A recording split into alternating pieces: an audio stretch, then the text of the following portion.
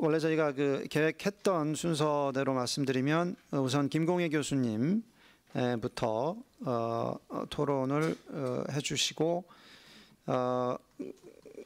그리고 그 이후에 최재윤, 윤지영, 김환민, 권두섭 이런 순서로 해주시면 되겠습니다. 그럼 순서대로 김공혜 교수님부터 토론 부탁드리겠습니다. 예. 예, 경상대학교의 김공혜라고 합니다. 일단 뭐 이런 자리에 초대받게 되어서 영광이고요. 특히 이제 외국에서 이렇게 오신 여러 그 저명한 학자들의 이런 이야기들을 직접 들을 수 있어서 좋았습니다. 사실 뭐 이제 이런 토론의 성격상 이제 앞에서 발제하신 거에 대해서 뭐 면밀한 뭐 이렇게 토론보다는 좀 그걸 기반으로 해서 좀 요즘에 이제 공유경제나 플랫폼에 대해서 제가 가지고 있는 생각을 좀 밝혀보도록 하겠습니다. 토론문 뭐 이제 간단하게 좀 작성을 했는데요. 아마 배포되진 않았지만은 이제 제가 제목을 이렇게 한번 잡아봤습니다. 경제가 되어버린 공유경제 이렇게 한번 해봤는데요. 그 앞에서 이제 사회자 선생님께서 근데 인터넷을 기반으로 한 이 경제 이게 더 좋으냐? 말하자면 불평등을 덜 야기하냐 뭐 이런 질문을 해주셨는데요. 사실 이 질문은 인터넷 자체의 성격과도 관련이 있겠지만은 그동안 이제 인터넷을 중심으로 한 가상 공간이 기존의 경제적 정치적 이해관계에 의해서 말하자면 현실 공간에 의해서 이제 흔히 이렇게 말하죠. 식민화, 어떻게 식민화되어 왔는지 이런 것들을 좀 고찰함으로써 좀 더 잘 다뤄질 수 있지 않을까 싶습니다. 그래서 아래에서 제가 말씀드린 거는 좀 이런 것들을 염두에 두고서 작성이 되었고요. 특히 이제 공유경제 여러 영역 중에서도 노동이 중요한 매개 역할을 하는 부분 주로 염두에 두었다는 것을 좀 말씀을 드리겠습니다. 그래서 일단 기본적으로 공유경제라는 건 뭐 아시다시피 개인이 가지고 있는 유휴자원, 여기에는 이제 물적 자원, 인적 자원 모두 들어가는데요. 이런 유휴자원을 그것을 필요로 하는 사람들에게 한시적으로 내어주는 뭐 이런 활동을 일컫는데요. 공유경제가 원활하게 작동하기 위해서는 사실은 유휴자원을 보유한 개인과 이를 사용하고자 하는 개인이 만날 수 있는 장이 필요합니다. 그런 장이 바로 이제 플랫폼이죠. 가장 전통적인 형태의 플랫폼은 실제 사람들이 모이는 시장이나 뭐 광장일 것입니다. 그러나 오늘날 우리가 이제 주목하고 있는 형태의 플랫폼은 주로 인터넷 가상 공간에 위치하고 있고요. 개인용 휴대기기, 스마트폰 같은 이런 휴대기기에 설치된 앱을 통해서 접근되고 있습니다. 말씀드렸다시피 가장 전통적인 형태의 플랫폼이 시장인데요. 오늘날 시장에서는 처음부터 그 시장에 내놓을 것을 목표로 생산된 상품들이 거래되는 게 보통이죠. 하지만 가장 원시적인 형태의 시장에서는 우연히 발생한 잉여물, 즉 직접적 필요를 넘어서는 어떤 유휴 자원 뭐 이런 게 이제 거래되곤 했습니다. 이러한 원초적인 시장에서의 거래야말로 어떻게 보면 공유 경제였던 셈이죠. 시장의 이러한 성격은 뭐 지금도 뭐 중고품 시장 같은 이런 사례에서 여전히 볼 수 있습니다. 유휴 자원이 거래되기 때문에 공유 경제는 자원의 활용도를 높인다고 볼 수 있습니다. 그러니까 노는 자원이 거래된다고 해도 거기에는 일정한 금전적 보상이 수반되기도 하는데요. 즉 공유 경제는 판매자에게 일정한 경제적 수익을 안겨주기도 합니다. 그러니까 자원의 활용도를 높임으로써 경제 전반적인 효율성을 제고하고 그리고 이 효과의 일부가 화폐화됨으로써 말하자면 자원의 판매자에게 지급된다는 것, 이것이 어떻게 보면 공유경제를 옹호하는 그런 분들이 말하는 공유경제의 핵심적인 의의라고 할 수 있을 것 같습니다. 한 가지 더 말씀드리면 공유경제는 그러니까 통상적인 우리가 이제 경제라고 하는 경제의 부차적이라는 느낌이 있습니다. 그러니까 뭔가를 하고 남는 유휴 자원이 거래되기 때문에 이제 그런데요. 공유 경제에서 판매자는 정상적인 경제 활동을 하고도 남는 뭐 방이라든가 자기 집에 차량이라든가 각종의 어떤 능력, 그러니까 운전한 능력, 번역, 뭐 안내, 뭐 이런 것들을 내놓습니다.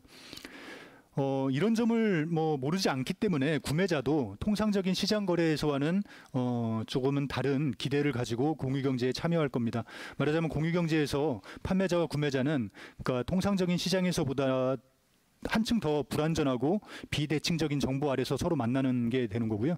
공유경제의 어떤 뭐 장점을 이야기하는 분들은 이러한 과정에서 발생하는 뜻하지 않는 어떤 효과들, 특히 이제 이로운 효과들 이런 것들을 강조하곤 합니다. 아마도 첫 번째 발제자이셨던 아이작 레데가드 교수님께서 강조한 것도 좀 그런 부분이 아니었나 싶습니다.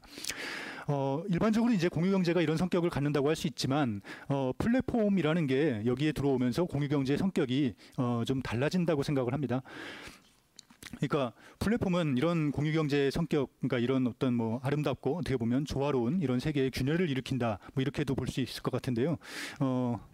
일반적으로 플랫폼은 이제 하나의 비인격적인 공간이라고 할 수 있겠습니다. 그 공간에서 유유자원의 판매자와 구매자가 만나는 거고, 이제 그런 건데요. 하지만 현실의 플랫폼, 특히 이제 오늘날 인터넷 기반의 그런 개인용 휴대기기 기반의 플랫폼은 단순히 거래 당사자들의 만남을 주선하는 데서 그치지 않습니다. 보통 플랫폼은 거래 당사자들로부터 거래 성립의 대가로 일정한 수수료를 받는데요. 물론 처음부터 그러진 않았다고는 하더라도 이 수수료를 받는데, 이 더 많은 수수료를 얻기 위해서는 더 많은 거래가 성사되어야겠죠.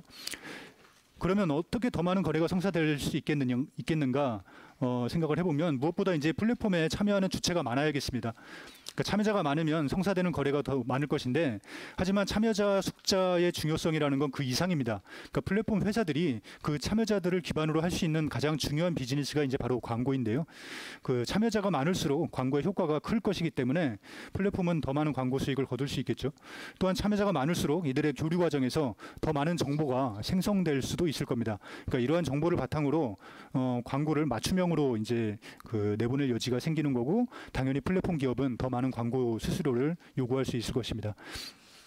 그러니까 이것이 단순히 광고가 아니라 여기 이제 플랫폼에서 제공하는 핵심적인 그 서비스라고 하더라도 마찬가지겠죠.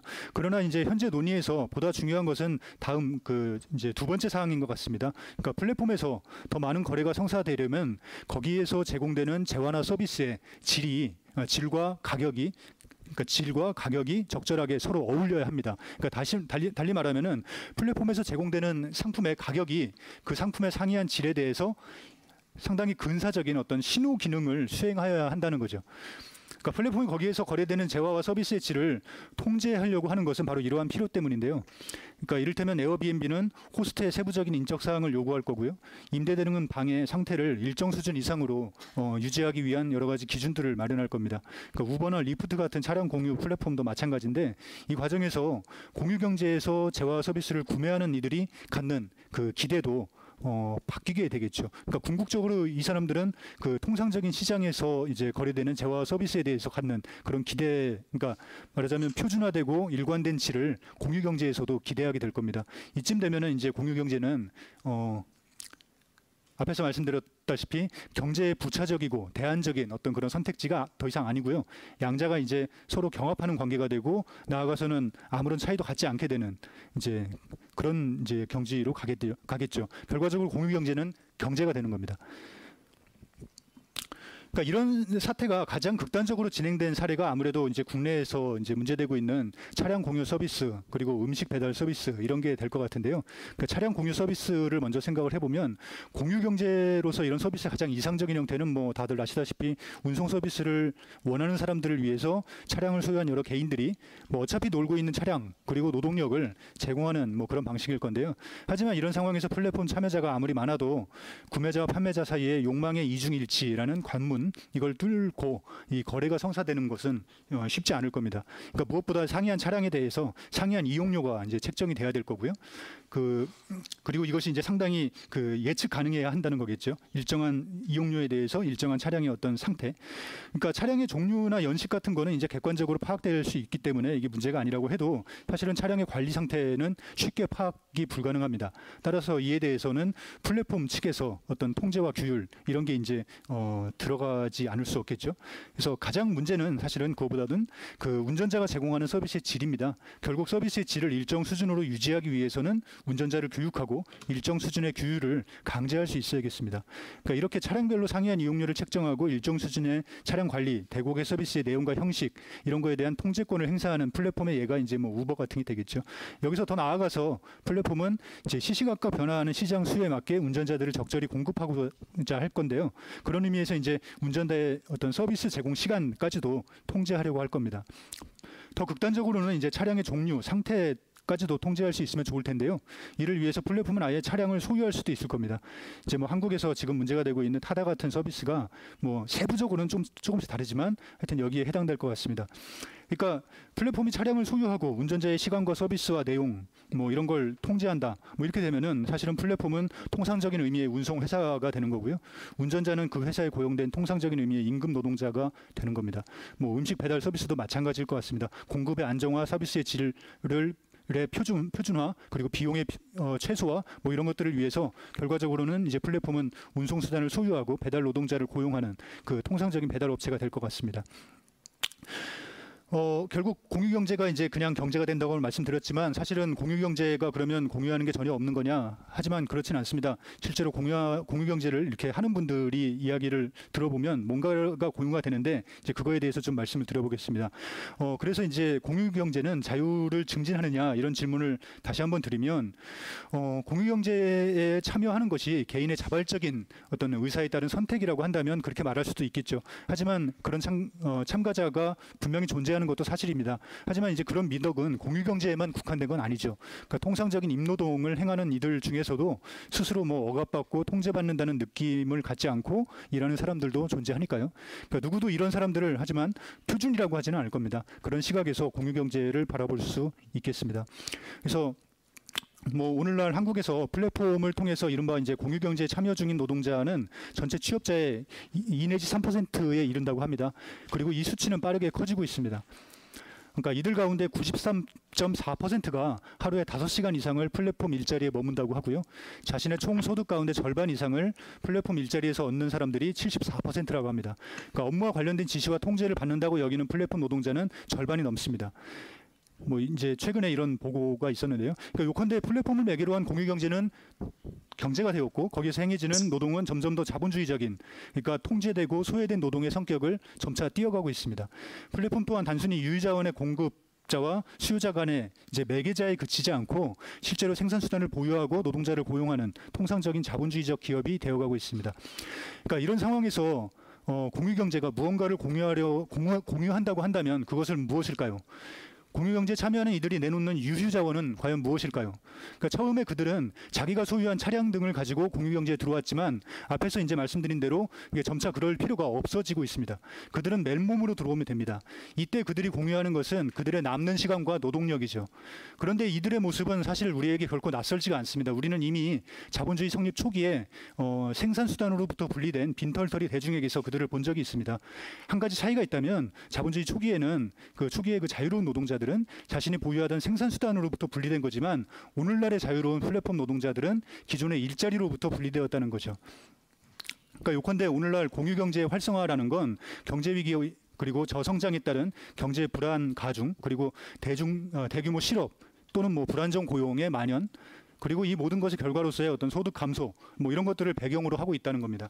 그런 한에서 공유경제가 심화하는 그러니까 공유경제가 심화하는 불평등에 대한 어떤 부분적인 해법이 된다고도 할 수 있겠는데요. 하지만 그것은 이제 우리가 이제 보듯이 노인들이 폐지를 줍는 것이 노인 빈곤 해결에 도움이 된다라고 하는 거하고 비슷한 의미에서의 어떤 긍정성일 뿐이라고 생각을 합니다. 다른 한편, 그러니까 현재 플랫폼 기업의 공유경제가 플랫폼 기반의 공유경제가 엄청난 금력과 권력을 확보하고 있는 그 기존의 이제 유사 산업들하고 갈등을 빚고 있지 않습니까?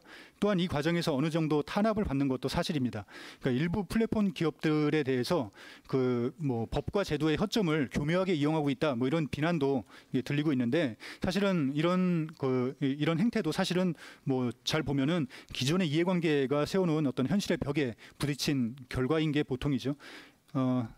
하지만 그런 것 때문에 공유경제가 갖는 자본주의적 속성 다시 말해서 플랫폼 기업의 이윤 추구 속성, 참가자들이 행하는 노동의 소외된 성격, 노동 과정에 대한 자본주의적 통제, 뭐 이런 것들이 무시되어서는 안 된다고 생각합니다. 그러니까 공유경제는 그러니까 결론적으로 말씀드리면 인터넷과 모바일 기술에 기반을 두고 있다는 특수성과 함께 그러니까 자본주의 경제로서의 보편성을 동시에 가지고 있습니다. 특히 이제 현재 공유경제는 후자의 성격을 빠르게 강화하고 있는 중인데요. 그런 의미에서 공유경제에 대해서도 그 일반적인 기업 활동에 대한 규제 그리고 노동자 권리 보호와 관련된 여러 가지 이제 기본적인 법 제도가 속히 적용이 되어야 한다고 생각합니다. 예, 마치겠습니다. 예, 감사합니다. 원래는 유유자원을 거래함으로써 자원의 활용도를 증대시키고 그래서 전체 경제를 효율화시킨다는 논리로 각광을 받았지만 결국에는 이 공유경제를 이끄는 회사들이 결국에 그 이윤을 남기기 위해서는 더 많은 거래가 성사되어야 하고 그렇게 하기 위해서는 그 제공되는 제품과 서비스를 규격화해야 하고 그렇게 하기 위해서는 결국은 차량을 소유하거나 또 노동자 결국에는 그 노동을 제공하는 참여자들을 그 통제를 해야 되는 즉 그 기존 회사와 비슷하게 소유도 하고 통제도 해야 되는 그런 상황에서만 이 공유경제 회사들이 좀 존재할 수 있는 그런 그런 현실을 빗대어서 경제가 되어버린 공유경제라는 취지의 토론을 해 주셨습니다. 그래서 공유경제가 가진 어떤 선택의 자유를 증진하는 여러 가지 긍정적인 이론적인 가능성에도 불구하고 점점 더 기존 자본주의 노동과 비슷한 면을 띠게 되는 부분을 지적해 주셨습니다.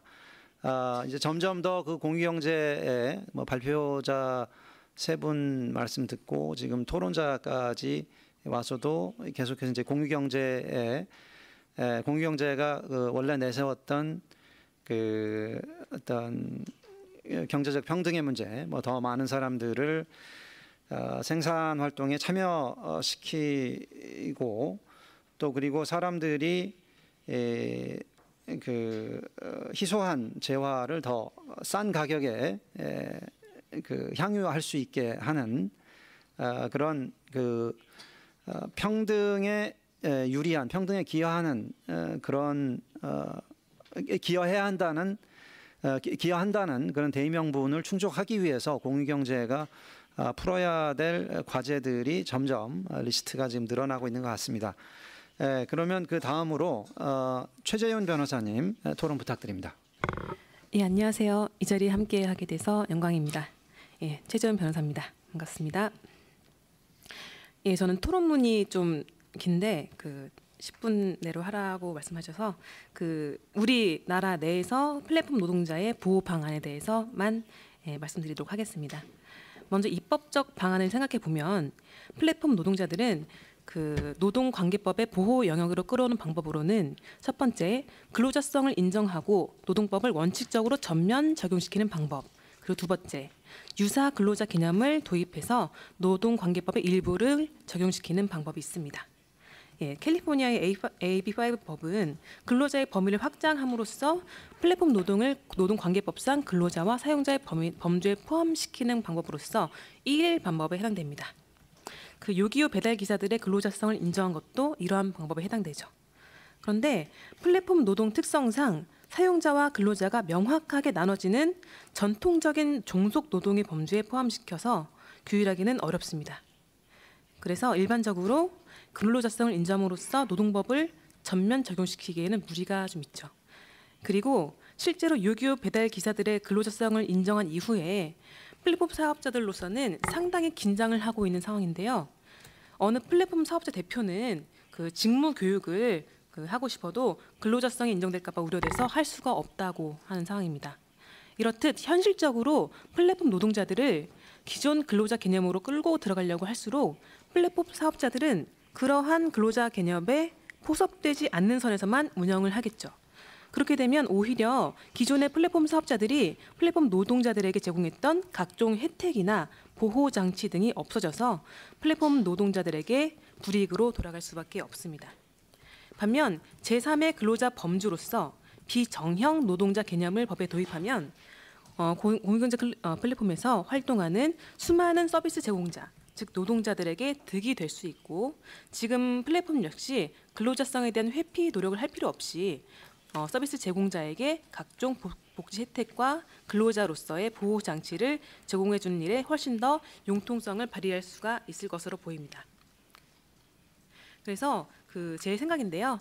두 번째 방법, 그러니까 유사 근로자 개념을 도입해서 노동관계법의 일부를 제공시키는 방법, 이것이 좀 더 현실적이고 타당하지 않나 생각합니다.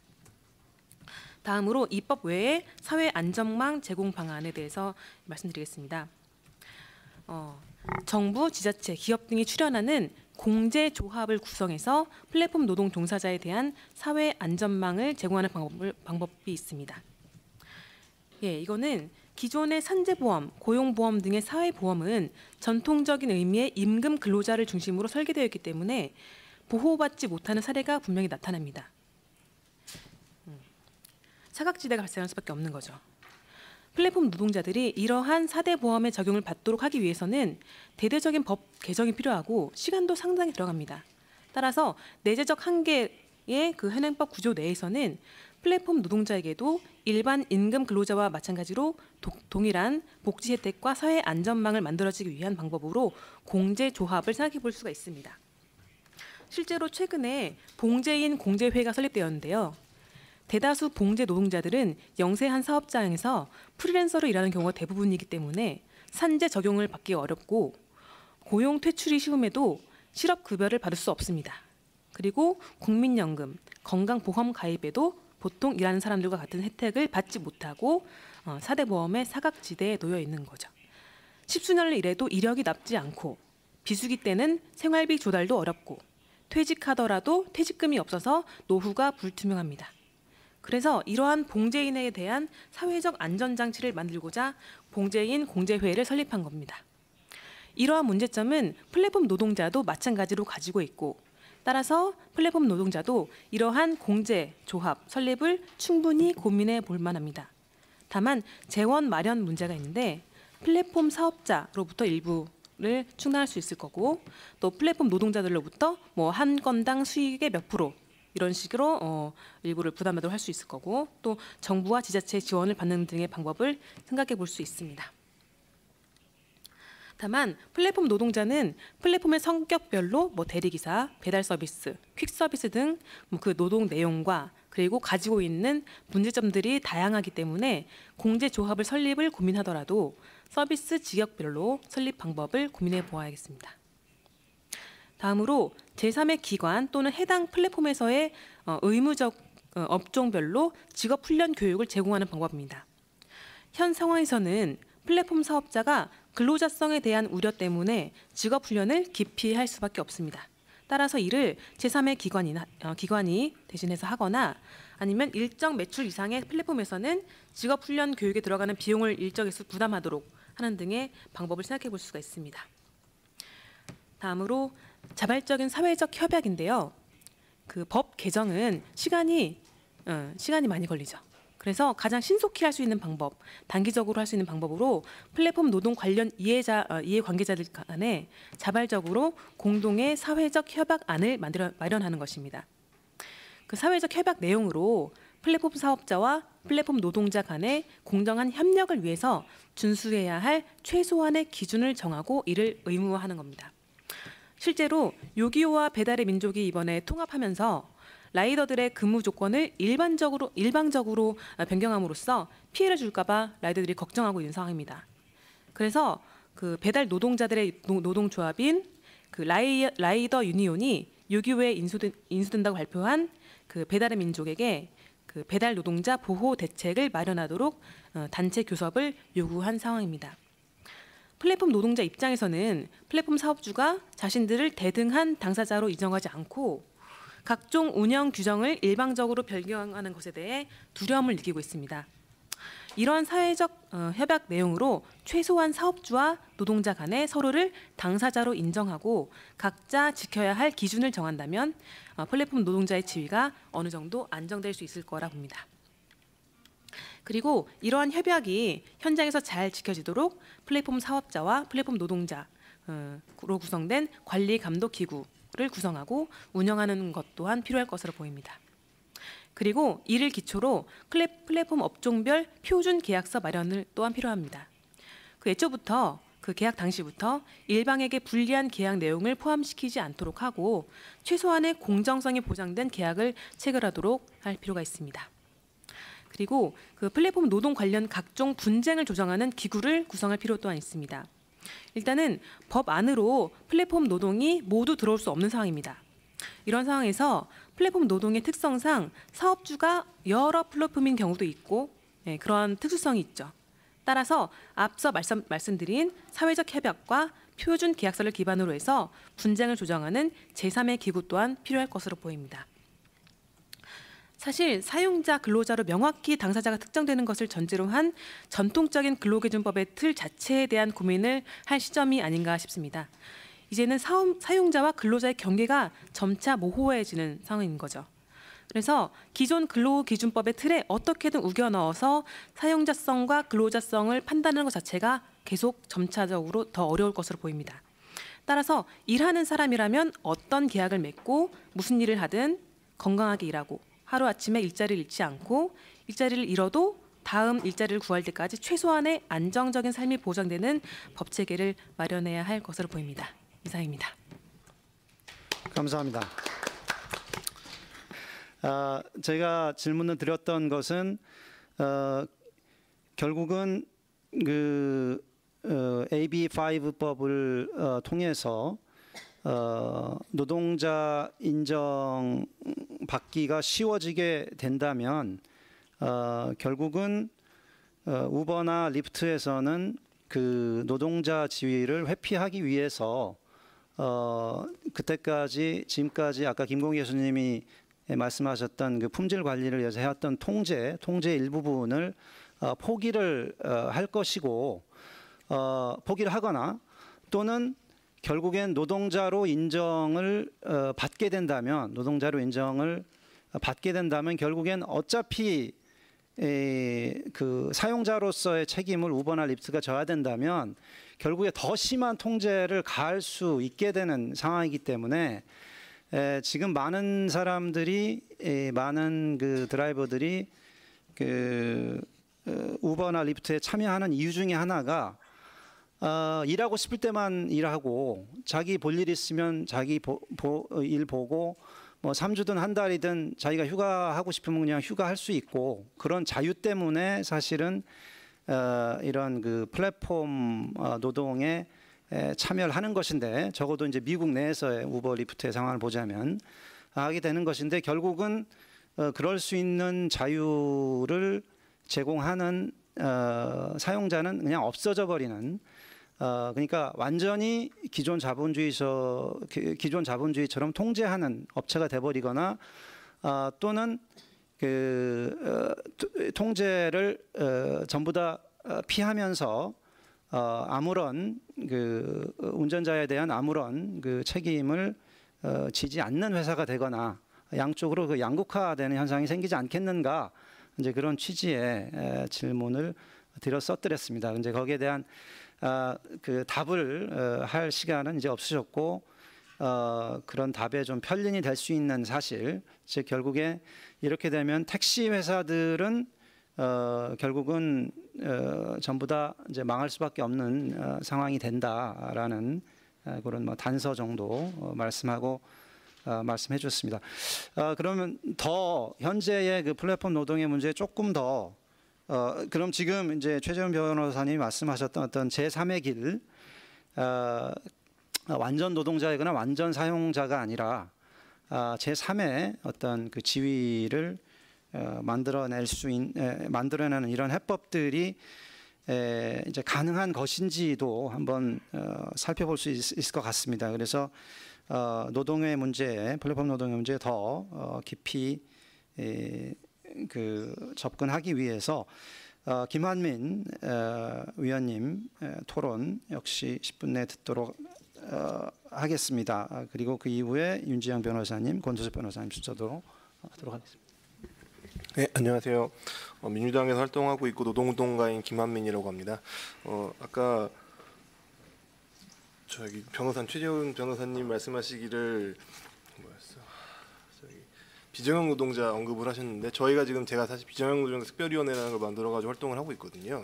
비정형 노동자라는 개념 자체가 좀 생소하긴 한데 그거는 우리가 마치 기능노동, 기기이코노미를 전부 다 공유경제라고 부르는 것처럼 저도 이제 이런 용어에 좀 전환이 이제 슬슬 필요할 때라고 좀 보고 있습니다. 일단 배달 노동에 대해서 제가 설명을 드리게 될 텐데요. 저는 3개월 정도 배달 노동 체험을 좀 했고요. 배달 노동 체험을 하는 게 이제 요기요 플러스 그리고 이제 배민 라이더스 그리고 쿠팡이츠 지금은 좀 철수했지만 우버이츠를 해봤습니다. 그래서 여기에 설명을 좀 드려보겠습니다. 기본적으로 이제 저희가 배달 노동 시스템에서 설명을 좀 제가 간단하게 드릴 텐데요. 기본적으로 중개 플랫폼 사업인데 이건 배달 직원을 고용하지 않은 형태로 처음에 시작했습니다. 그래서 처음에는 중화요리점 뭐 치킨 족발처럼 뭐 유명한 거 다 아시죠? 그런 데서 대표적인 배달 음식을 초창기 때부터 배달 회사가 아닌 배달 제3자 대행업자죠. 요즘 부릉, 바로고, 생각대로 등 이런 것들이 있는데요. 이걸 이용해서 배달하는 형식으로 가거나 아니면 자체 배달원 고용. 예전에는 이제 아시겠지만 중화요리집 같은 경우에는 자체 배달원 고용을 했었죠. 그런 식으로 고용을 유지해 왔습니다. 그래서 지금도 이 경향이 유지되어서 아직도 자체 배달원이 고용되어 있는 경우가 소수 존재하고요. 그리고 그 연결고리 자체가 배달앱에서 주문을 하면 배달음식점에게 알림이 가고 배달음식점에서 배달 대행업체에다 연락을 해서 배달 대행업체가 와서 고객에게 배달하는 형식으로 지금 돌아가고 있습니다. 그래서 이게 상근직 배달원의 고용보다는 배달 대행업체를 이용하는 쪽의 고정 비용 자체는 절감할 수 있기 때문에 공유경제 요거의 발전과 동시에 이제 경기의 침체와 더불어서 프랜차이즈를 중심으로는 직고용의 비율이 점점 낮아지는 추세를 보이고 있습니다. 배민라이더스와 요기요 플러스 같은 경우에는 사실 좀 다르게 나타났는데요. 요거는 이제 배달 시장을 새로 창출한 경우입니다. 그래서 소위 맛집 배달을 처음에 이제 그 트렌드로 삼았는데 여기서는 이제 오프라인에서 보통 판매를 하던 그런 음식점들의 음식을 직접 문 앞까지 배달해 주겠다라는 컨셉으로 시작을 했기 때문에 예전에 이제 아까 말씀드렸던 배달 그 기본적인 배달 시스템들에서는 예전에 배달비를 보통 받지 않았습니다. 근데 이 맛집 배달 같은 경우에는 배달비를 받는 것으로 들어갔기 때문에 처음부터 약간 이미지가 다르게 들어갔습니다. 그리고 계약 구조도 배달앱 본사에서 배달 자회사를 운영하게 되고 배민 라이더스 같은 게 배달 자회사입니다. 배달 음식점이랑 바로 연결돼서 배달앱에 주문이 들어가면 바로 다이렉트로 연결이 돼서 고객에게 배송까지 되는 시스템으로 지금 연결이 되어 있습니다. 그래서 기존의 배달 시장과는 좀 차이가 있습니다. 그리고 여기에 더해서 이제 쿠팡이츠와 배민 커넥트 같은 경우에는 좀 아예 다릅니다. 그래서 완전한 중개 방식을 택하고 있어서요. 배달 노동자는 단순히 계약 관계로 되어 있고 배달앱 본사에서 배달 음식점하고 배달 음식점의 음식을 고객에게 배달하는 것은 배달 노동자에게 그냥 알선하는 형식으로 되어 있습니다. 그래서 프리랜서 배달 노동자에게는 건당 수수료를 지급하게 되고요. 출퇴근 강제가 없어서 온라인 상태로 전환하면은 바로 출근이 되고 오프라인이면 퇴근이 되고 하는 방식으로 운영이 됩니다. 하지만 자유로운 노동이라는 이미지와는 달리 노동권 보험에서 제일 취약한 면을 갖고 있고요. 이게 노동이 상당히 환경이 가혹합니다. 그리고 급여는 되게 널뛰는데요. 플랫폼에 따라 좀 다르긴 한데 근무 시간이 보통 10시에 시작합니다. 10시에 배달 시작해서 24시에 끝나거든요. 근데 여기에 의무 시간은 있지만 최대 시간은 존재하지 않습니다. 그러니까 풀로 근무를 할 수 있습니다. 14시간도 가능하죠. 그래서 중간 휴식이 강제되지 않습니다. 뭐 하다가 뭐 8시간 지났으니까 좀 쉬세요. 4시간 지나 쉬세요. 이런 거 안 나옵니다. 그래서 계속해서 배달을 할 수가 있고요. 그리고 중간에 배달을 쉬기도 쉽지 않습니다. 릴레이 배달이 이어지는 경우가 많기 때문에. 그리고 연장 근로 수당은 당연히 없고 휴무일 없고 휴일 없고 연차 당연히 없습니다. 왜냐하면 노동자가 아니니까요. 그리고 인력 모집 광고에서는 최대 뭐 월 600만 원까지 가능하다, 500만 원까지 가능하다 이렇게 얘기가 나오지만 그런 걸 달성하기 위해서는 어떻게 노동을 해야 되는지, 얼마나 빈도, 어느 정도의 빈도, 어느 정도 노동 강도, 어느 정도의 노동 시간을 투입을 해야 되는지는 잘 알려주지 않습니다. 그리고 하다 보면 자잘한 자부담 비용이 있고 수수료도 굉장히 많이 부담되거든요. 배달비에서 총 10%가 일단 업체 측에 나가는 경우가 많고요. 그리고 보험료가 들어가고 의무보험에 종합보험에 가입을 하려면 아시겠지만 이륜차 종합보험 같은 경우 굉장히 비쌉니다. 그래서 이미 보험에 가입된 사측의 이륜차를 사용을 해야 됩니다. 그러니까 바로 여기서 내 걸 가지고 나가서 원할 때 한다는 개념이 아니라 사측에 종속되어 있는 사측에 가서 바이크를 가지고 나와서 이걸 가지고 운행을 해야 되는 상황인 거죠. 그리고 여기에 대해서도 당연히 하루당 렌탈 비용이 발생해서 회사 측에다가 뭐 13,000원, 15,000원 정도의 비용을 납부하게 됩니다. 그나마도 현재는 종합보험이 이제 되는 건 배밀라이더스밖에 없어요. 제가 할 땐 요기요 플러스는 아직 종합보험이 없었습니다. 그리고 렌트한 이륜차 정비는 대체로 무상이지만 근무 중 보상으로 발생한 정비 시간은 이제 제 시간에서 까는 거죠. 전 그동안 일을 못 하는데 그만큼 보상을 못 받으니까요. 그리고 배달 지연 등으로 고객이 환불을 요구하는 경우에 또 요건 배달 노동자의 책임이 되게 되고 대부분의 경우 이렇게 됩니다. 그리고 유류비도 보통 본인 부담입니다. 교통법규 위반은 저희가 하고 싶지 않아도 거의 사실 강요당하는 경우라고 느끼는 경우가 되게 많은데요. 이런 과태료도 본인이 배상하게 됩니다. 근데 보시면은 이게 배달비의 책정이라는 게 보통 경쟁콜 시스템이 측정되어 있는데요. 예전에 처음에는 이게 시급제에 있던 적도 있습니다. 근데 지금은 보통 건당 수수료가 되고 기본 3,000원 정도의 거리 할증이 적용됩니다. 그리고 이것만으로는 부족하니까 아까 말씀하셨던 것처럼 다이나믹하게 그 가격이 바뀌거든요. 그래서 만약에 비가 왔다. 갑자기 주문이 몰린다 그럼 할증 수수료가 붙습니다. 근데 이게 아마 300원, 500원 이거밖에 안 돼요. 그러니까 최대 3,800원에서 4,000원까지 경험해 본 적이 있거든요. 그러니까 800원이 플러스 되거나 1,000원이 플러스 되는 경우죠. 그리고 근데 이게 배달 속도가 굉장히 감소됩니다. 악천후 시에는 뭐 진짜 폭우가 오면 오토바이 움직일 수가 없습니다. 그래서 여기에 비해 할증이 통합이 낮다는 생각이 많이 들어가고요. 그리고 거리를 지도상으로 직선거리로 계산해서 지급을 합니다. 그러니까 할증 거리가 직선거리예요. 그러니까 여기 산이 하나 있어가지고 이렇게 돌아가야 되는데 제 비용 계산은 제 수수료 계산은 직선거리입니다. 사실상 말이 안 되죠. 그래서 이제 배달료가 저평가되는 불리한 점도 있고요. 그리고 3,000원 배달료도 사실은 넉넉하지가 않습니다. 이게 여기서 수수료 빼야 되지, 저희도 유류비 빼야 되지. 근데 당연히 이제 뭐 다른 보장도 없지 않습니까? 다른 사람들처럼 주휴수당을 받을 수 있는 것도 아니고요. 퇴직금도 당연히 없겠죠. 그런데 그러면 이제 한 시간에 보통 10,000원 이상은 받아야 그래도 어느 정도 내가 비슷하게 최저임금 수준 이상 이 수준의 정도엔 맞추게 벌었다라고 생각을 하겠지만 이러려면은 한 달에 한 시간에 배달을 4건 이상 해야 됩니다. 아니면 장거리 배송을 뛰거나요. 이게 굉장히 어렵습니다. 그렇기 때문에 묶음 배송이 일상적이고요. 과속이 일상적이고 신호 위반이 일상적입니다. 이렇게 하지 않으면 한 시간에 2건 정도 배달하게 됩니다. 그러면은 내 손에 들어오는 배달비는 6,000원 정도밖에 되지 않겠죠. 그래서 교통법규 위반을 저지르는데 이게 보통 라이더 책임이라고 하겠죠. 또 배달 노동자 책임이라고 하겠지만 그렇지 않으면 현실적으로 이 배달 노동을 할 수가 없습니다. 그래서 안전준법의 비용을 사실 노동자에게 전가한 꼴이다라고 말씀을 드릴 수 있습니다. 심지어 여기 제가 하다 보면은 저도 경력이 쌓여가니까 지름길을 알게 되는데요. 지름길이 뭐 인도 질러 가는 거, 뭐 아니면은 뭐 소위 말하는 보도턱인데 여긴 지나갈 수 있는데 거기 지나가는 거 그런 식으로 해서 들어가게 되거든요. 그러니까 굉장히 위험합니다. 그리고 일하고 싶을 때 일할 수 있는 강점으로 내세운 쿠팡이츠와 우버이츠는 처음에 좀 괜찮았습니다. 근데 이거는 당연히 처음에는 미끼 상품처럼 좀 더 좋은 조건을 제시하지만 가면 갈수록 자동적으로 조건이 안 좋아집니다.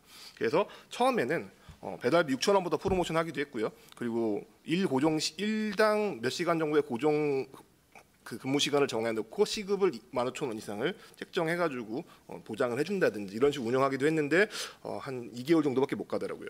그리고 지금 같은 경우에는 배달하시는 분들이 좀 많이 몰리는 시간대, 그러니까 공급이 많아지는 시간대에는 건당 4,000원 미만까지도 가격이 떨어집니다. 근데 이 쿠팡이츠는 전부 다 센터 통계 시스템이에요. 센터에서 통제를 하기 때문에 센터에서 주는 배정되는 업무만 할 수 있고요. 그리고 같이 모아서 가는 게 안 됩니다. 그러니까 한 시간에 최대 2-3건 정도가 한계라고 보실 수 있죠. 4,000원까지 떨어지게 되면은 안전은 그나마 좀 낫겠지만 딱히 메리트가 없는 상황이 되는 겁니다. 그리고 안전 문제도 큽니다. 이게 계약 시에 산재보험 신청 절차가 아예 없고요. 산재보험을 하려면 전속성 기준, 변호사님들 알겠지만 전속성 기준이라는 걸 충족을 시켜야 되는데 많은 분들이 이 시간을 채우지는 못합니다. 전속성 기준을 채우기 위해서는 109시간 이상이죠. 109시간 이상을 월 근무를 해야 되는데 원하는 때 배달을 하겠다 하시는 분들이 109시간을 채우기는 쉽지가 않은 상황입니다. 그래서 이것도 안 되고 1분 안에 맞춰주시면 감사하겠습니다. 네. 종합보험 가입도 당연히 안 되고 개인 유상 이륜차 보험도 당연히 가입이 안 됩니다. 그래서 중간에 자기 귀책으로 사고가 났을 경우에는 굉장히 큰 리스크를 지게 되는 경우가 많습니다. 그래서 지금 이 배달 시장은 명백히 비정상적입니다. 비정상적이고 요금도 비정상적이고 저희가 받는 돈도 비정상적이고 그리고 배달앱 때문에 수요 자체는 늘어난 것도 맞는데 그렇기 때문에 도로에 혼잡도가 올라갔다거나 그리고 이제 배달 노동자가 증가하는데 이게 사실상 다 딩노동이라거나 이런 문제도 심각하고요. 수수료 때문에 음식점 수익성이 악화된 것도 문제가 되고 있습니다. 그래서 지금 수익성이 악화된 음식점들 같은 경우에는 기존에는 직고용을 하던 것들을 전부 다 이제 프리랜서로 바꾼다든지 하는 식으로 그러니까 비용 절감을 추구하고 있는 경우가 상당히 많아지고 있죠. 설상가상으로 요기요랑 지금 배달의 민족 인수합 비용이 발표가 됐지 않습니까? 그래서 점유율 100%가 될 수도 있습니다. 그래서 아슬아슬한 균형이 꼭 무너질 수도 있는데요. 늦기 전에 좀 더 제도적 장치가 빨리 마련되었으면 좋겠다고 생각합니다. 예, 감사합니다. 그 다음 토론 넘어가기 전에 사실 지금 그 비나듀발 교수님 지금 계신 곳이 그 지금 캘리포니아인데 이제 밤 11시가 아니라 지금 밤 12시가 지금 거의 돼가고 있는 상황입니다. 그래서 토론 시간에 참여를 하시기 좀 어려울 것 같아서 혹시 지금 비나듀발 교수님께 질문 하고 싶은 거나 또는 비나듀발 교수님이 여태까지 나온 거에 대해서 하실 말씀이 있으시면 좀 듣고 주무실 수 있도록 하는 게 좋을 것 같습니다. 혹시 Thank you. That's so kind of you. I did want to just answer Professor Park's questions about flexibility and make a few points. I've recently written a paper about this that I can send to you for further reflection, but just preliminarily. So workers, and I think you heard this just now in the comments before I'm speaking, but workers in this economy don't have as much flexibility as you might imagine. Their work is highly incentivized to work during particular times, and it is only if they work during particular times will they make money. And interestingly, taxi workers actually had this same kind of flexibility, at least in the United States. Taxi workers who didn't work on shift over the last 20, 30 years worked with long-term leases. And so they sort of drove when they wanted to and didn't drive when they didn't want to. The third point is that I think the argument that flexibility will go away if the workers become employees, I'm not certain that this is the case. I've written on this a little bit alongside Benjamin Sachs at Harvard, and our argument, both of us, is that flexibility will not go away because the companies, as part of their business model, rely on workers who need flexibility. And so if all of a sudden they institute rigid 10 to 12 hour shifts, then they're going to lose a large percentage of the people who work on the platform. And as it is, they're not making money. These companies are hemorrhaging money. And so our belief is that the flexibility will not go away. That said, we also, I have also made the argument in California, and this is something that the legislature is considering, that you can inscribe flexibility into the labor code so that they will not lose it. And it's something that the companies, before, when AB 5 was passed, the companies were pushing for this third category of employment that one of the previous commentators was speaking about, the quasi-employment. And the problem with the quasi-employment, there are multiple problems with the quasi-employment in the US, but one of the central problems is that it doesn't include an hourly wage. And so workers would still be driving around, but they would only get paid for the time when they had someone in their vehicle, which meant that most workers, even if they were considered quasi-workers, would be making somewhere between $2 to maybe $8 an hour after they considered expenses. And so this was one of the reasons that the legislature rejected the idea of a dependent worker or a quasi-worker. But in their legislation, in the legislation that the companies proffered themselves, they were willing to inscribe flexibility into the law. And so they've pretty much written this law for us. It's just now for the California legislature to pass to ensure that both the TNCs, the transportation network companies, the Uber and Lyfts, and the DNCs, the delivery network companies, the people who are doing the food delivery, that they by law have to maintain flexibility for their workforce. It's something that can be legislated for. I don't think that, that said, I don't think that it's going to be, if we can get them to implement the law, that they are going to implement shifts.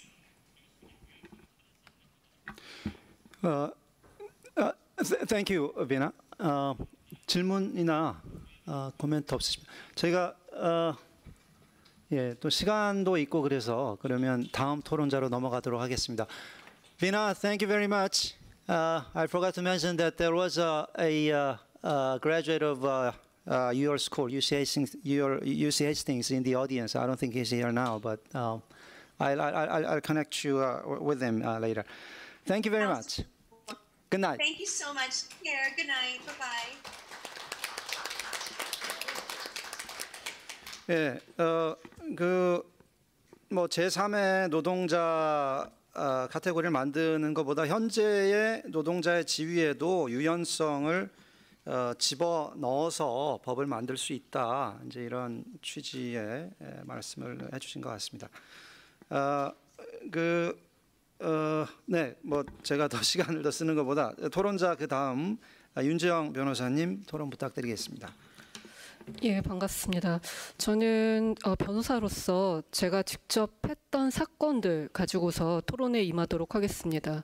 제가 했던 사건 중에는 택시 기사를 대리를 해서 그 운송회사를 상대로 임금 청구를 한 사건이 하나가 있고요. 그다음에 음식 배달 일을 하다가 사고를 당했던 고등학교 학생을 대리해서 진행했던 사건이 하나가 있습니다. 그다음에 가사 노동자들의 그 상태 실태에 대해서 연구 조사를 했던 것이 있습니다. 그 세 가지를 가지고서 토론에 임하도록 하겠습니다. 아까 전에 그 아이작 레데가스 교수께서 이 공유 경제가 인간들의 관계를 넓힌다, 뭐 인간적인 어떤 시스템으로서 이야기를 했는데요. 사실 제가 에어비앤비를 이용을 해봤을 때 임대인, 그 집주인을 만난 경험은 그렇게 많지가 않습니다. 주로는 열쇠만 어디 남겨놓으면 받거나 아니면 비밀번호를 알려줘서 들어가거나, 그러니까 실제로 그 사람과의 임대인과의 소통은 인터넷을 통해서 이루어지지만 직접 얼굴을 보고 그 사람과 이야기 나눌 기회는 없었습니다. 근데 이런 면대면의 관계가 생략되는 것이 비단 에어비앤비만의 문제는 아닌 것 같고요. 지금 한국에서 있었던 이제 가사노동과 관련해서 실제 조사를 했을 때 잠깐 설명을 하면 가사 노동자들은 그 각 가정에 가서 일을 할 때 직업 소개소라는 것을 통해서 보통 갑니다. 그래서 직업 소개소 그 뭐 운영자와 소통을 하고 어떤 가정에 불만이 있을 때 그 불만 사항을 그 소개소 업자한테 이야기를 하고 그러면서 인간적인 교류가 됩니다. 하지만 제가 인터뷰를 했던 또 다른 어플리케이션 플랫폼 노동 운영자 같은 경우에는 실제로 이 일을 하고 있는 가사 노동자에 대한 정보가 없었습니다. 그러니까 그냥 객관적인 나이, 하는 일 이 정도만 알았지 이 사람이 어떤 고충을 가지고 어떤 불만 사항을 가지고 있는지 이런 것들에 대한 정보가 전혀 없었습니다. 그거는 왜냐하면 이 플랫폼 노동이라는 것 특성 자체가 사실상 노동을 상품으로 만들고 쉐어라는 개념, 그다음에 리싱이라는 개념 자체가 사실 상품을 거래를 하는 거잖아요. 거기에 어떤 노동 관계를 꾸겨 넣다 보니까 이런 문제가 발생하는 것 같습니다. 타다 같은 경우에도 그 내용을 보면은 차량을 임대를 하는 것 플러스 기사를 임대를 한다고 하거든요. 근데 기사는 사실 사람이죠. 근데 사람을 임대를 하면서 결과적으로는 그 사람이 가지고 있는 인간적인 면은 다 몰살됩니다. 그래서 타다의 가장 좋은 장점 중에 하나가 기사가 말을 걸지 않는다는 것. 이런 것들이 어떤 의미에서 공유 경제의 지금 가장 큰 문제점이라고 생각을 하고, 그래서 이 공유 경제라는 것이 현재 공유 경제라는 것이 결국 인터넷을 통해서 교류를 하다 보니까 오히려 면대면에 직접 얼굴을 만나면서 하게 되는 그런 인간적인 교류를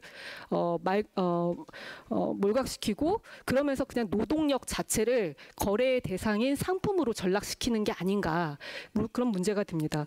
배달대행 노동자 대리해서 진행했던 사건에서도 이 배달대행 노동자는 원래는 예전에는 음식점에 고용되었던 사람입니다.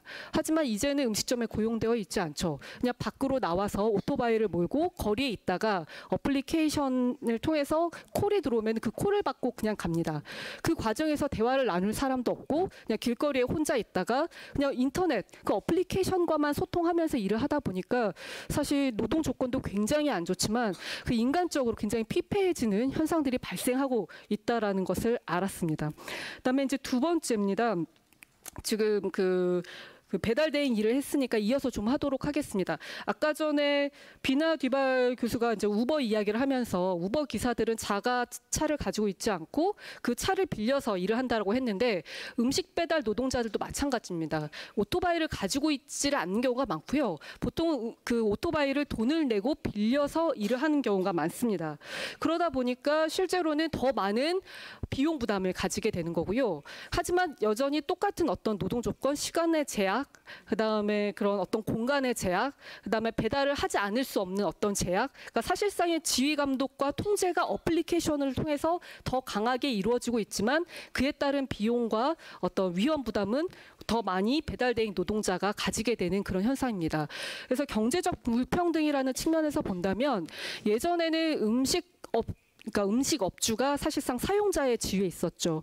하지만 더는 이 음식점 업주가 사용자에 있지 않고 고객의 지위에 있게 됩니다.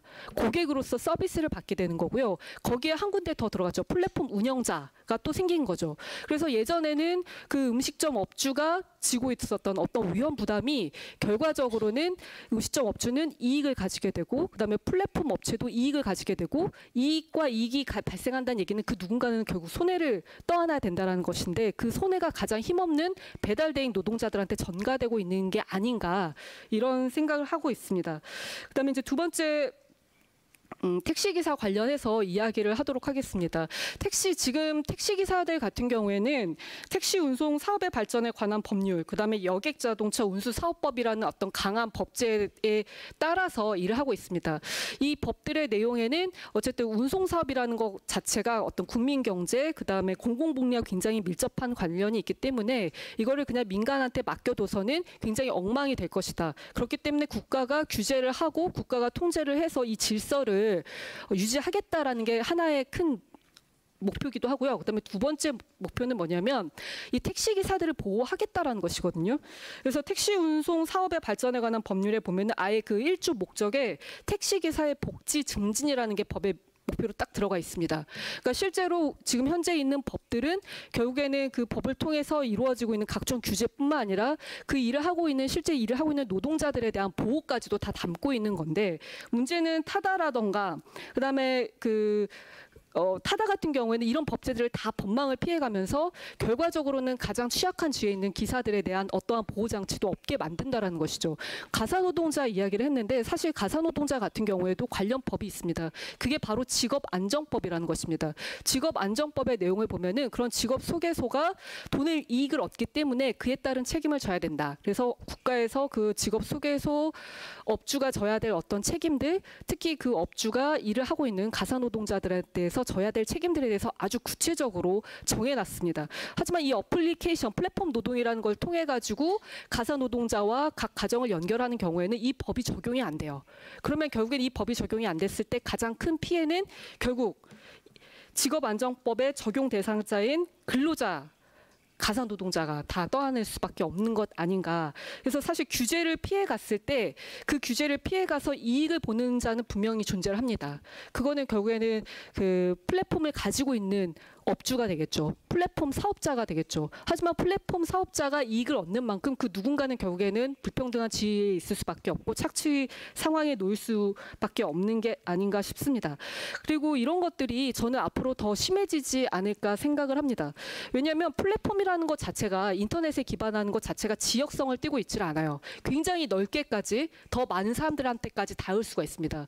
그 얘기는 뭐냐면 한 업체가 성공을 했을 때 이 업체는 그 지역에서만 성공을 하는 게 아니라 전국적으로 에어비앤비 같은 경우는 뭐 전 세계적으로 성공을 했죠. 그러니까 독과점 할 수 있는 상황이 발생을 한다라는 것이고, 지금 배달의 민족, 요기요, 그다음에 뭐 쿠팡이라던가 각종 뭐 타다도 마찬가지고 출혈 경쟁, 치킨 게임을 통해 가지고 결국에는 승자만 남게 될 것이고, 그 승자가 결국 이익을 독점하게 될 것이고, 그러한 과정들이 결국에는 경제적 불평등을 더 강하게 만들지 않을까 싶습니다. 그다음에 마지막으로 한 가지 이야기를 하도록 하겠습니다. 지금 아까 전에 이제 배달대행 노동자 이야기를 했었는데요.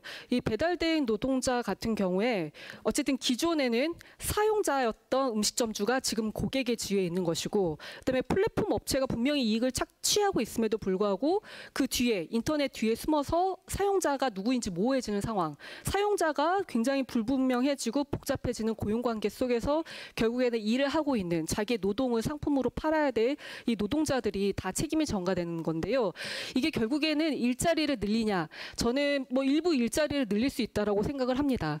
하지만 주로 보면은 원래 그 일을 했던, 배달 일을 했던 사람이 여전히 배달 일을 하는 거거든요. 다만 자기한테 배달을 주던 그 시스템 자체가 바뀌었을 뿐이고, 그래서 최근에 통계 2018년 10월 기준으로 보면은 플랫폼 경제 종사자 중에 한 54%가 주업으로 이 플랫폼 노동에 뛰어들어서 원래 하고 있던 일을 계속하고 있다라는 것이고, 그래서 일자리가 늘어나는 게 아니라 일자리의 질이 떨어지고 있다. 그리고 일자리의 질이 떨어지고 있는 것에 대해서 현행법들에 대해서는 어떠한 규제도 어떠한 적용도 지금 안 되고 있는 상황에서 결국에는 이익을 보는 자가 있고 피해를 보는 자가 있다라는 것을 이야기를 하도록 하겠습니다. 그다음에 마지막으로 아까 전에 이제 그레고리 스타인 교수께서 일자리에 대한 교육을 강조를 하셨습니다. 하지만 일자리에 대한 교육이 가능하려면, 한국의 시스템에서 일자리에 대한 교육이 가능하려면 사회보험을 적용받아야 됩니다.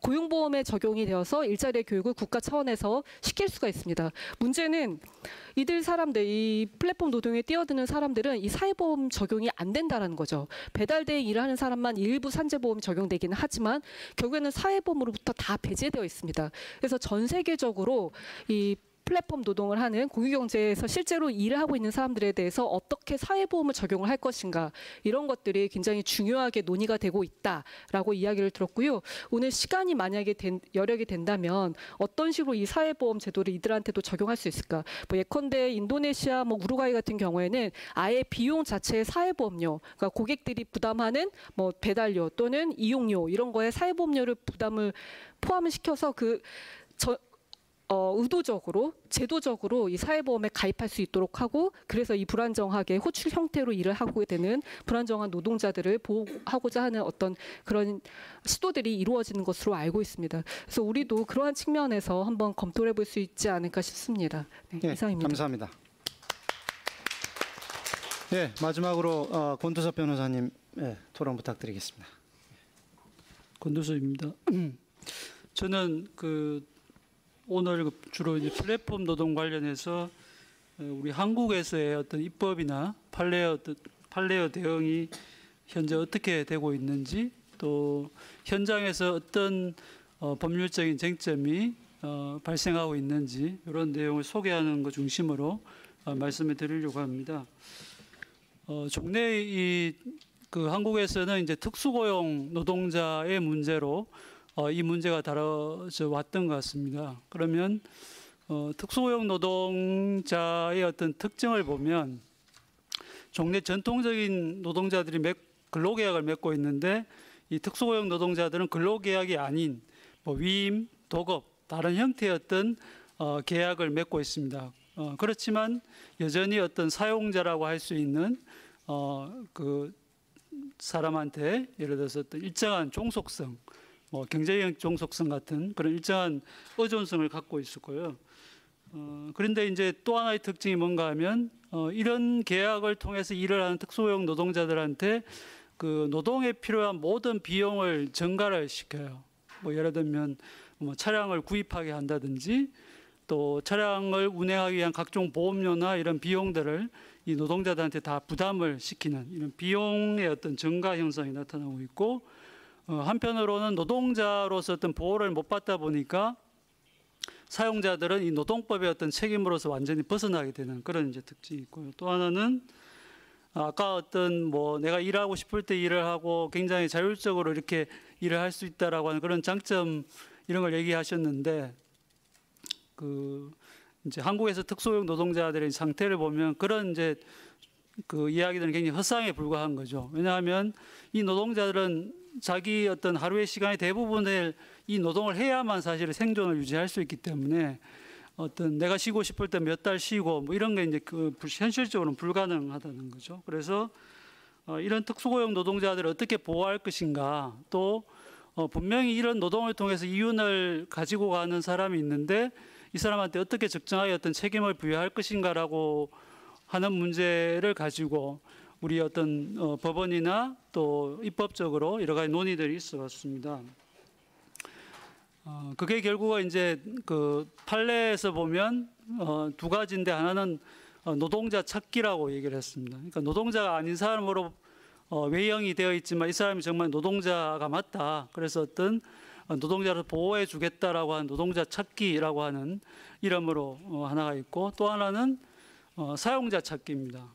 한편으로는 노동자의 문제이기도 하고 사용자가 사라지는, 사용자가 지워지는 문제가 같이 있거든요. 그래서 이 적정한 책임을 져야 될 사용자를 찾아내는 이 사용자 찾기 문제가 이제 해석론에서 가장 문제가 됐었고, 그래서 첫 번째로 이제 우리 대법원이 2006년도에 학원 강사 판결이라고 하는 굉장히 유명한 그 판결에서 근로기준법상의 이제 근로자에 해당되려면 뭐 10가지 남짓의 어떤 판단 요소를 이제 법원이 제시를 하고 있습니다. 근데 이 판단 요소를 조금 바꿉니다.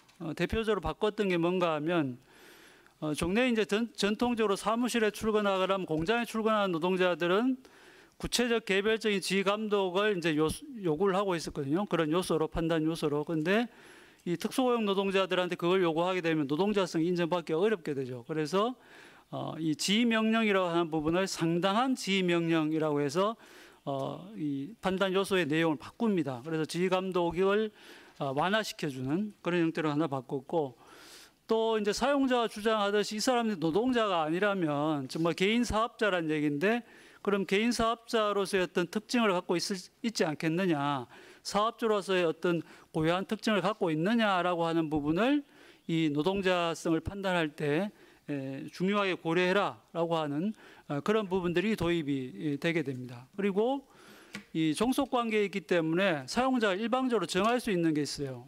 대표적으로 이제 고정급을 주지 않는 거죠.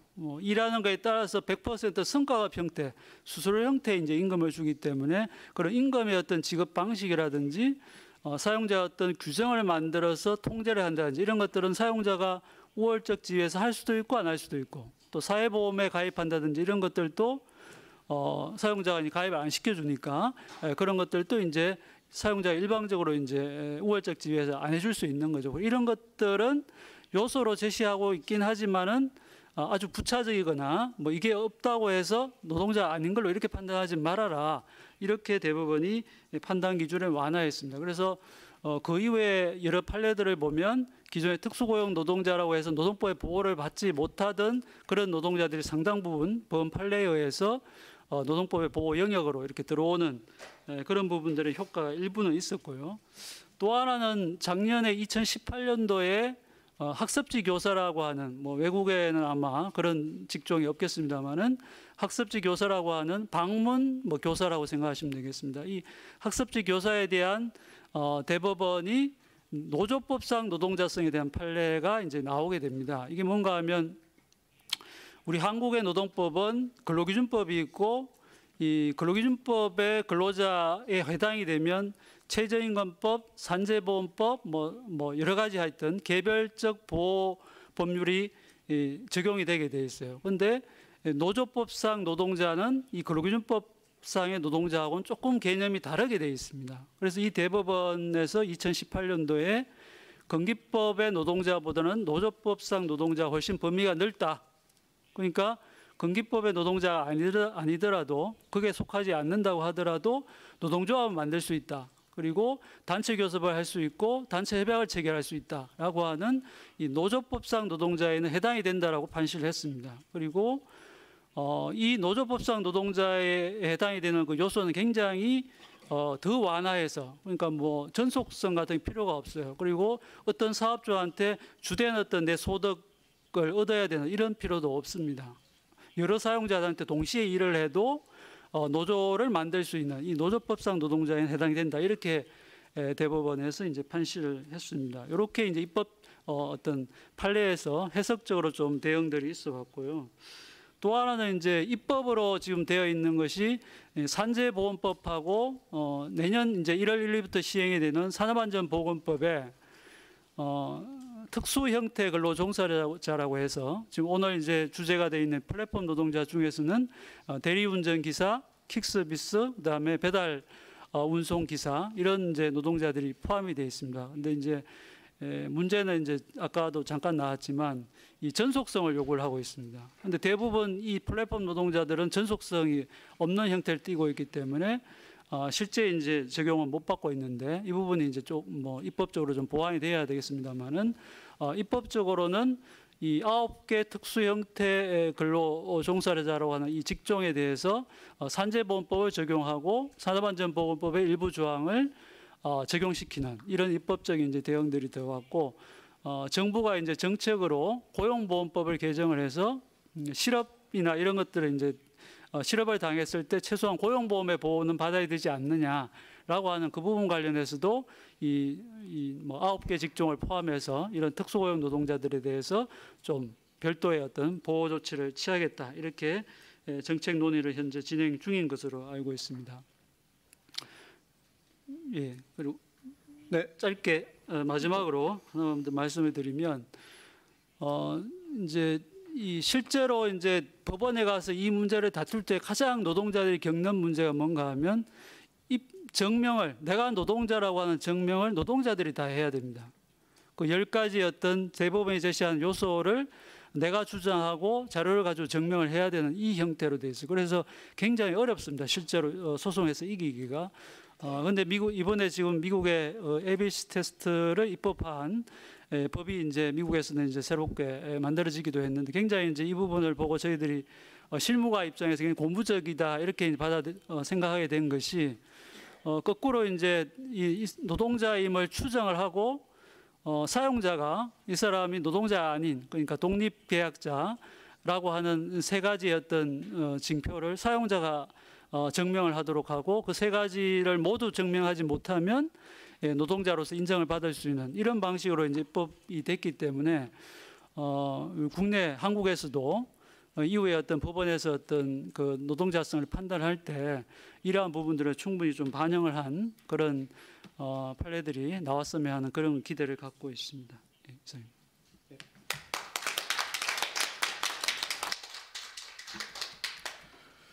예, 휴식하도록 하겠습니다.